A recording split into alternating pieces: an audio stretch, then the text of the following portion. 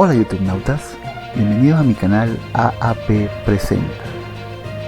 El video de hoy pertenece a la sección Realidad o Ficción.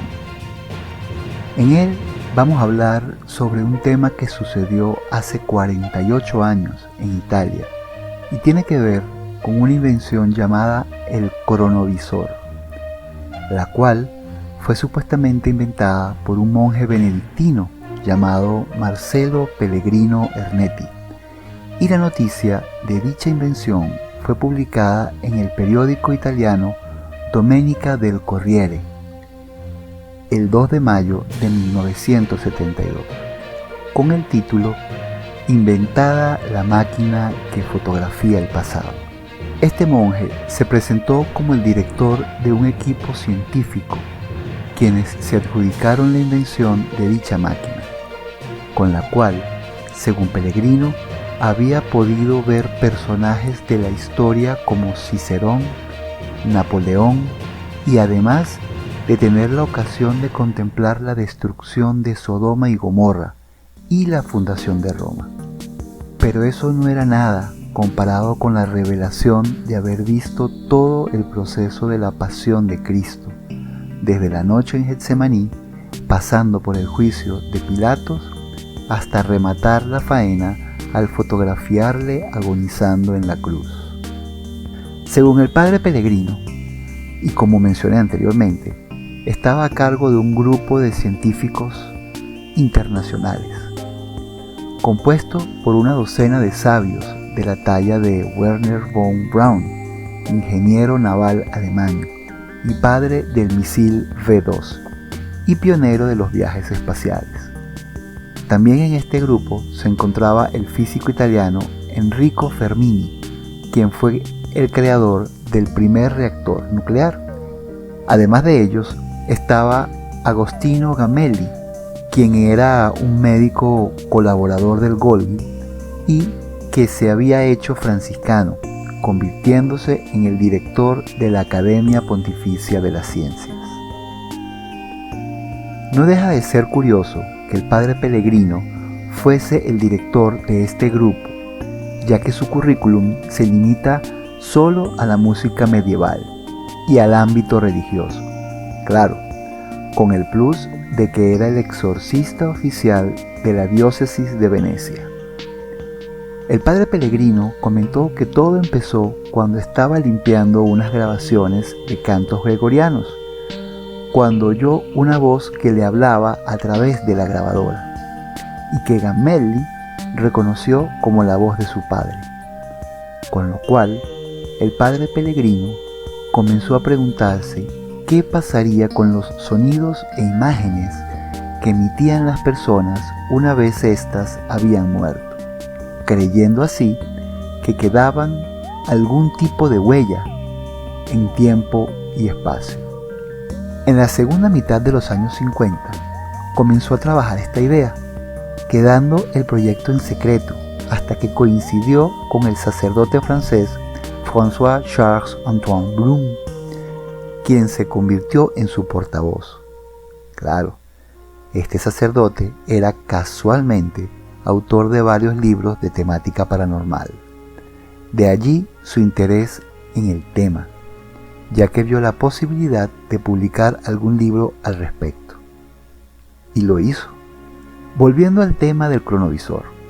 Este consistía en una especie de televisor que estaba constituido por un tubo de rayos catódicos, los cuales no tenían la función de recibir las transmisiones de estaciones televisivas, sino de la historia, pudiendo así buscar por ella personajes y momentos concretos, decodificando radiaciones electromagnéticas para reproducirlas en la pantalla de forma coordinada con las ondas sonoras, las cuales, según el inventor, al ser energía no identificada, las imágenes y sonidos de antaño no se destruían, sino que quedaban flotando en una esfera astral, tampoco identificada.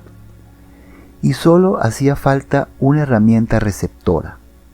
Por tanto, no eran en tiempo real, sino un reflejo, tal como pasa con las comunicaciones entre la Tierra y una nave que emitiera desde otro planeta.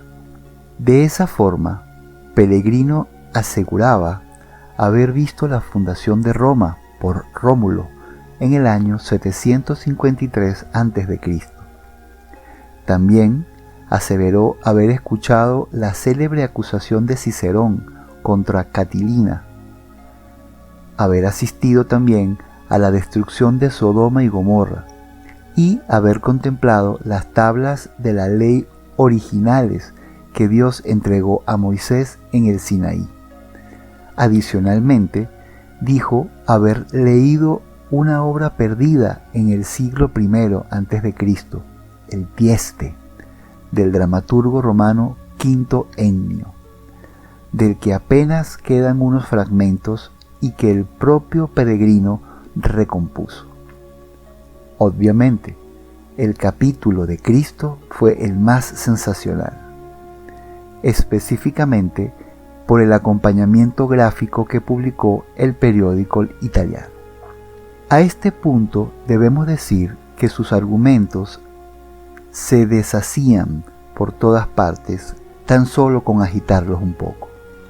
Y no se trataba solo de la improbable existencia de Rómulo, para muchos un personaje simbólico, o de la dudosa historicidad del final de las viciosas ciudades bíblicas a manos de la ira divina, sino también de cosas más tangibles, como que varios expertos en literatura clásica descalificaron la recomposición del Tieste por resultar demasiado breve. En esa época debería haber tenido una duración 10 veces mayor. O por los nuevos versos que incluían expresiones extemporáneas, es decir, posteriores a esa época. Asimismo, un lector español en la capital italiana reconoció en la foto de Jesucristo crucificado la talla de madera del escultor español Lorenzo Collaut Varela, el autor del monumento a Cervantes de la plaza madrileña de España, realizada en 1931, y que se conserva en la Iglesia del Amor Misericordioso de Colavalencia, en Perugia. Simple y burdamente había convertido su reproducción en estampas, haciendo que mirase para el otro lado. Otra de las pruebas expuestas por el padre Pellegrino fue una foto de Jesús entre los discípulos, la cual resultó ser eso precisamente, sí, pero procedente de un cuadro del pintor alemán Johannes Raphael Well. Después de las críticas y desmantelamientos de sus pruebas, el padre Pellegrino desapareció de la palestra pública, dedicándose a lo suyo, la música medieval. Falleció en 1994, asegurando que el Vaticano estaba al tanto del cronovisor, del cual nunca se mostró un prototipo, solo un esquema muy básico del funcionamiento.